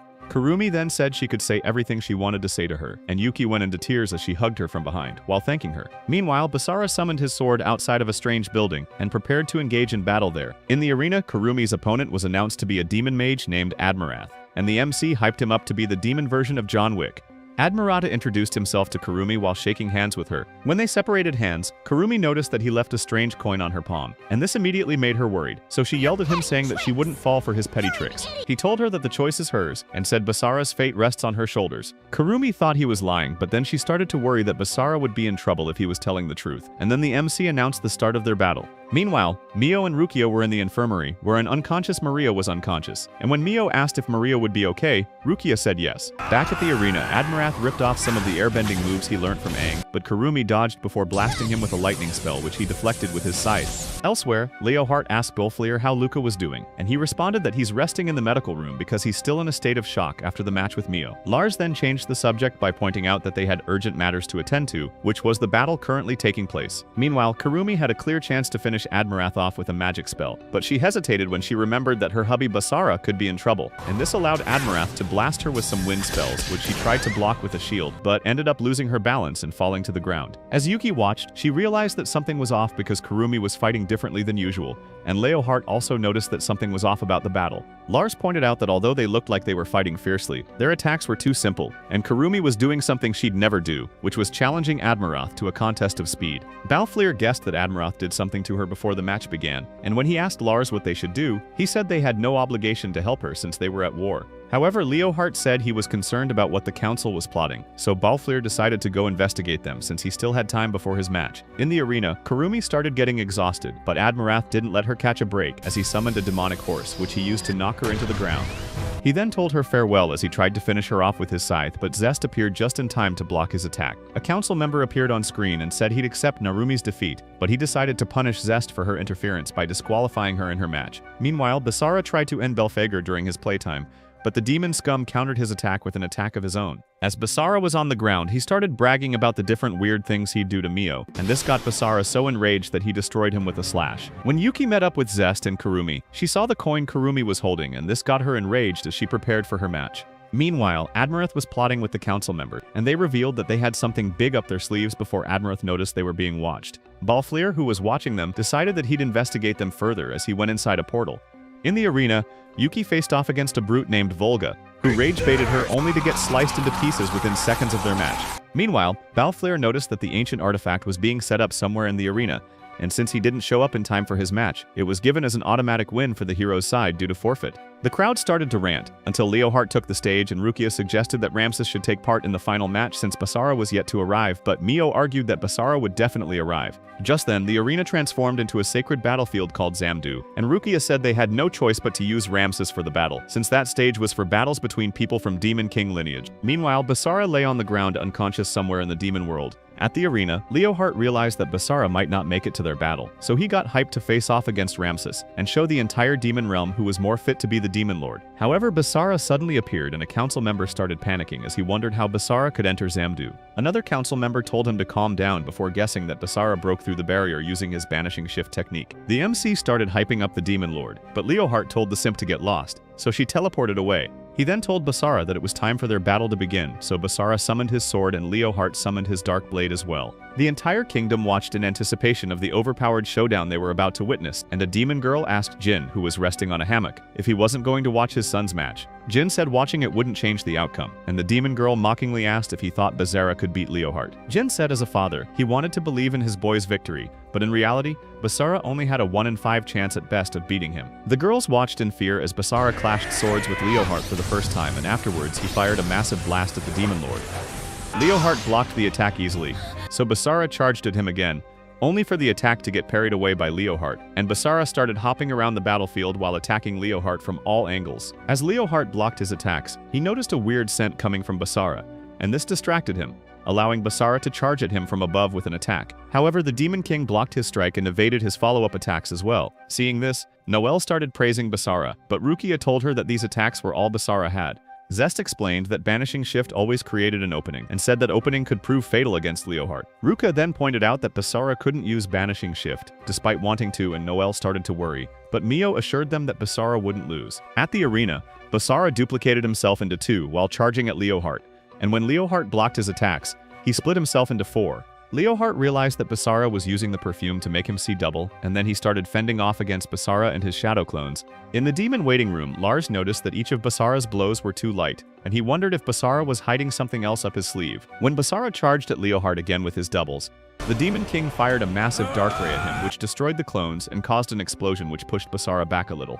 Leohart charged at Basara, but the mid-hero stopped him in his tracks with a special sword blast. When the smoke cleared, Basara saw that the Demon King was unscathed, and Leohart pointed out that Basara was using a technique that uses dimensional distortion from drawing his sword. He said it wasn't a bad idea, but by its nature it always let him know when he was about to use it, and he told him that he made a mistake by allowing Gald to see it. Basara then zoomed around the battlefield like a Temu Wally West as he charged at Leohart, but the Demon King easily knocked him away, and Zest noticed that Basara looked like he was hiding something. Mio got concerned when she saw that what he was hiding was actually the injury he sustained during his scuffle with Belphegor. The two Gigachads charged at each other again and fired powerful blasts at each other which cancelled each other out. Leohart then used his devouring technique on Basara, and Basara blocked until the attack exploded, causing him to fly into the barrier which electrocuted him until he started to fall in the direction of a lava pit. Leohart thought he'd successfully clapped him, but then Basara brought out a love-shaped tablet he was hiding and remembered when Sheila explained to him that it would unleash his hidden demon powers if he consumes it as a result of his second mother's blood within him. Back then, she also warned him that she didn't know what would happen after the power-up, but Basara agreed to take it because it was the only option he had. As he fell, he decided that he'd protect everyone even if he lost himself, and then he fell into the lava pit, causing Mio to yell his name out of concern. Leohart then started walking away while making plans to attack the councilman, but then he felt a surge of energy emanating from the lava pit, and out of it came Basara, who was now wearing full armor with his demon powers fully unleashed. Seeing this, Leohart realized that Basara's demonic powers were what allowed him to enter the barrier, and Basara charged at him with an insane amount of energy behind his attack. Leohart managed to block this strike, but the impact was so severe that it created a massive hole in the ground and made Leohart start coughing up blood. Basara then knocked Leohart into another part of the battlefield, and when he met him there, the armor he was wearing started spilling blood as it cracked open on its own. The sight of this made the girls panic, and Rukia explained that Basara's fearsome power was destroying his own flesh before stating that his body wouldn't hold out for much longer. Basara then fired a blast that destroyed the building they were on as well as the surrounding area, and he fired several blasts of the same magnitude while blood spilled out of his armor. Mio couldn't bear to watch any longer, so she ran out of the waiting room in an attempt to save Basara, and Yuki stopped the other girls from going after her. In the battlefield, Basara started choking Leohart out until Mio arrived and activated Wilbert's Demon Lord powers while hugging him. She suddenly appeared in an alternate world that looked like their school, and she kept getting transported to different parts of the city until she realized that she was inside Basara's mind. She decided that she wouldn't let the dark power consume Basara's soul, and she flew to another part of the dimension where she searched desperately for Basara until she ran into Zolgia. Mio tried to fight him, but he dispelled her attack and started choking her out until she noticed that Basara was in a bright light above them. She destroyed Zolgia and flew into the light which led her to their house where she saw Basara breaking down in his berserk form. Basara stopped himself from attacking her and called her name, causing her to cry as she embraced him. However, Berserk Basara took over again and started ravaging her milk factories. She then told him she loves him before kissing him, and this transported both of them back into the real world where Basara had now returned to his human form. They landed on the floor together and Basara helped Leohart back on his feet before smiling at him. The girls were happy to see this, but the council members started crashing out until their leader activated their trump card, which summoned a massive six-armed creature, which Leohart identified as a supreme demonic being named Chaos. The being then fired a massive blast at them, which destroyed the entire area, and the council idiots concluded that the kingdom was now theirs. Chaos then summoned giant heroic spirits all over the kingdom, and when the spirits began their attack, a demon soldier warned the council members that they were about to destroy the entire demon world. The council members said it was okay, so long as they were safe, and they unalived him before he could argue any further. They then noticed that Basara and the others survived because Basara erased Chaos's blast using Banishing Shift. Rukia told Yuki that she was going to check on Ramsus, but Admirath appeared in their room and said he'd unalive them all. Meanwhile, Chaos fired an even larger blast at Basara, Mio, and Leohart, which destroyed the entire area. After evading the attack, Basara, Mio, and Leohart hid in one of the demolished buildings as Chaos continued to destroy the area, and Basara asked if there was a chance he'd disappear if they just bought time. Leohart guessed that the council members probably offered up the lives of all three of them in order to summon the Chaos Demon, and said it would continue rampaging on until it's satisfied. Mio suggested breaking the barrier in order to reunite with the others, but Leohart refused before telling her that Chaos fights by summoning a large number of heroic spirits, implying that the others would also have some fighting to do outside the barrier as well. Basara then said they'd have to do something about Chaos on their own. Meanwhile, Ruka transformed into her demon form, and Admirath bragged that she and Yuki didn't stand a chance of matching up to him in that situation. Suddenly, both ladies fell on their knees and started coughing, while Admirath explained that the mist in the air was miasma from a demon that drains their life force. He pointed out that even a succubus like Rukia was suffering and presumed that a human like Yuki was going through twice as much pain, causing Yuki to call him a coward. As she struggled, he told her that she'd suffer more if she continued to move, but then she looked at Kurumi and Maria's unconscious bodies on the hospital beds, and this gave her enough motivation to get back on her feet. Meanwhile, Zest fired magic blasts at some heroic spirits in town, and when they started to regenerate, she charged at them with full force. Inside the barrier, Basara used Banishing Shift to block a magic spear attack from the Chaos Demon, allowing Leohart to attempt a sword slash on it. However, his attack didn't do much damage to it, and its acidic blood spilled on some buildings before it whacked him away with its tentacle. Chaos then fired another huge blast in the direction of Leohart, and Mio blocked with a shield, but ended up getting pushed back by the impact. Basara caught her before she could land, and Chaos Demon didn't give them any time to regroup before prepping another massive blast. However, before it could fire the blast, it was forced to the ground by a powerful gravity magic spell which was cast by none other than Ramsus. Back at the hospital room, Admirath knocked Yuki's sword away and attempted to unalive Kurumi, but unfortunately for him, Maria woke up just in time to catch his hand. Maria ripped off his hand, causing him to cry as she tossed the severed hand in his face and told him that Kurumi is her precious friend. He tried to summon his magic scythe using his other hand, but Kurumi fired a magic blast that ripped the hand off. When she noticed Yuki lying unconscious on the floor, Kurumi angrily blasted Admirath outside the building where Maria proceeded to pummel him like a punching bag until he passed out.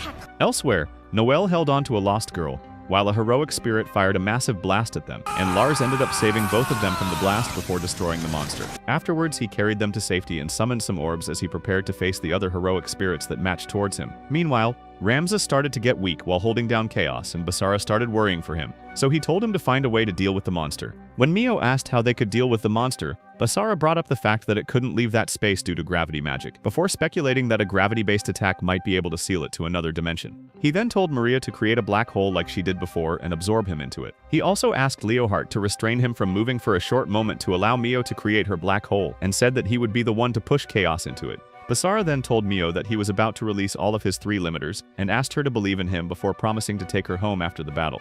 After he flew away, Ramsus released his gravity spell, and Leohart fired a massive dark blast directly at Chaos. Chaos deflected the attack and fired a blast of his own, which Leohart dodged before shattering Chaos's swords with a powerful blast. Mio then used her magic to create a black hole behind Chaos, and Basara took 2 of the special power-up tablets at once. Mio gave Basara a bit of her aura, enabling him to transform into his most overpowered form yet, and he fired a powerful blast at Chaos, which pushed it into the black hole. Afterwards, Mio collapsed, and all of the heroic spirits in the kingdom all vanished. The councilmen were shocked that they managed to defeat Chaos, and they decided to use their last resort, which was supposed to turn everyone in the barrier to dust. However, before they could hit the activator, their hands and heads got sliced off by Layla, who then insulted their corpses for trying to take away her precious Oni-chan. Just then, Jin walked into the room, and the two of them glazed each other before Layla released her dark aura while pointing out that Jin came there to kill the council members as well. Jin said she had a monstrous aura, and she said she smelt an ancient powerful dragon around him before presuming that it was his blood that allowed Basara to use Banishing Shift. The two of them started aura farming until Basara showed up, and when she smelled him she realized that he was there for the same reason as Jin. She also noticed that Lars was listening from outside, and she told Basara to get along with Leohart before vanishing into thin air. After she left, Jin complimented Basara for his efforts, and Basara said he hoped that Mio was free from all the Demon Lord squabbles now that the council is gone. Elsewhere, Leohart and Layla found the body of Belphegor, and when she smelled it, she realized that it was Basara who unalived him. At the same time, Jin and Ramses discussed how Basara's actions managed to bring an end to the war while ensuring the people didn't pursue Mio any further, and Jin pointed out that it was a good deal for Ramses as well. Much later, Basara and the girls returned to the human world through a portal. That night, Basara woke up from a nightmare and Mio asked for some nighttime fun, so he ravaged her plots until Maria and Kurumi made a surprise entrance inside the room. It didn't take long before Yuki showed up and started demanding some service of her own. Zest came by as well and started forcing herself on Basara, so he announced to all the girls that he'd satisfy all of them at once. If you were Basara, which of the baddies would you satisfy the most? Mio? Zest? Or maybe you prefer the teacher Chisato? Let us know in the comments. That's all for